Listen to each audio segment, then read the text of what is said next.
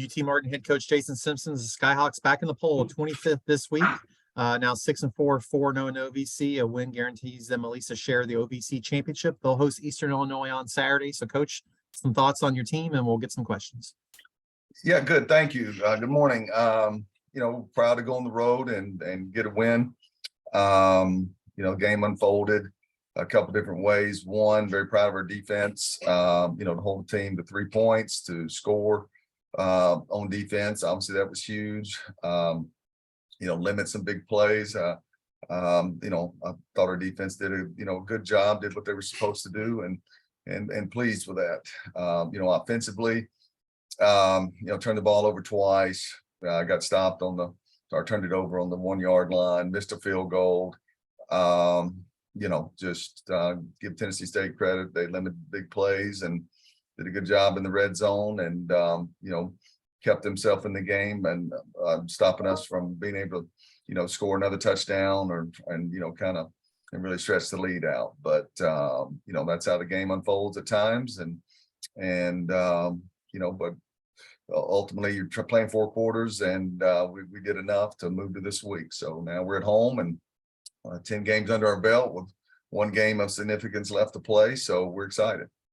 Yeah, the plan every year is to play the last game with an OVC championship, right? So that's what you can do. Just how did you all learn anything last year? I know it's different players in some instances. Did you learn how to be a championship team last year? Does that carry into this year and taking care of business?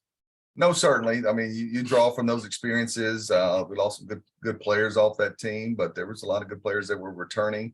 I think it's harder, just the human nature of you, is to always look, be too concerned about tomorrow than it is for today. I think that's certainly a challenge in anything in life. I think we fought that to a certain extent the whole year of trying to get to this point. And I think there were some games maybe we didn't play to the best of our ability, and but luckily it wasn't a conference game, so that's why we're at this point. So still proud of our team. A lot of 14 guys out last week. With significant practice missing throughout the week. Our starting tight end wasn't able at the game against Tennessee State. So be able to play through that and find a way to win. Those are good things. Those are things that will help you this week and hopefully afterwards. On defense, Ty Woods was the defensive player of the week. It seems Sean Lewis, the people keep making plays, multiple interceptions this year, returned it. That was a really big play to put you up 14-0 early. No, you're right. And, Ty Woods has been, inserted in the lineup and brought us a lot of energy and made some good plays and allowed us to move O'Shea Baker after Sean Lewis's injury to the corner spot. And so, that's good. Very proud of Ty Woods. He practices hard every day.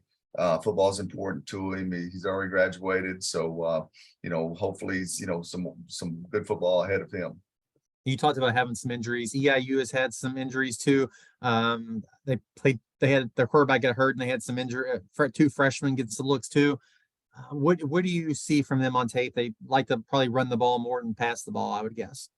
There's not a whole lot of difference between us and SEMO and the other teams.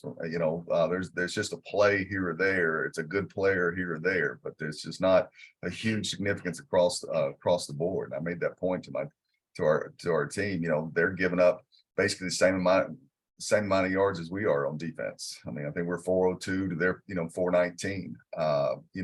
So we haven't actually on offense the last three weeks been very as explosive as we were early in the season. So it's we had a tough game against a different coaching staff, but we had to play well late to have a chance to win last year at Eastern Illinois. So I expect a tough team with great tradition to come in here and play hard and try to make that point to our team. And we've got a lot at stake, but we certainly have to have ourselves ready to play.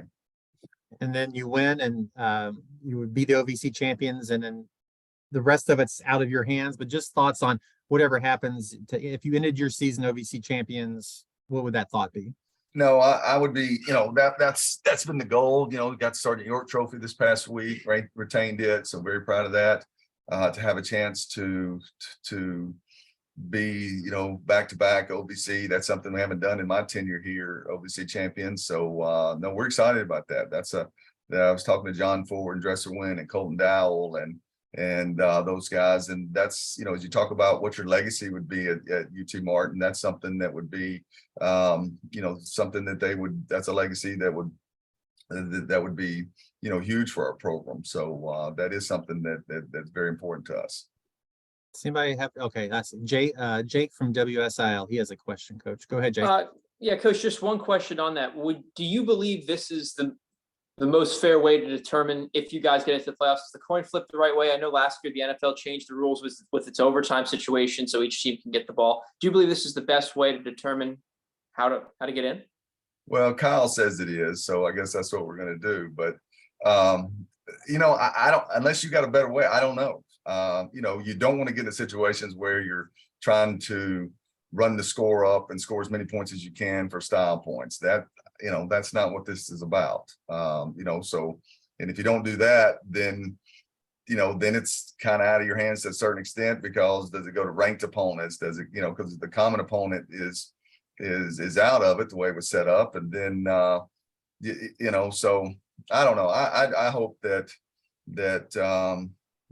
our conference is, we deserve 2 teams in it. SEMO certainly got a great record, and I just like last year, we won a game and we competed well at Montana State and, in round 2. And so I don't know of a better way. Maybe you got one.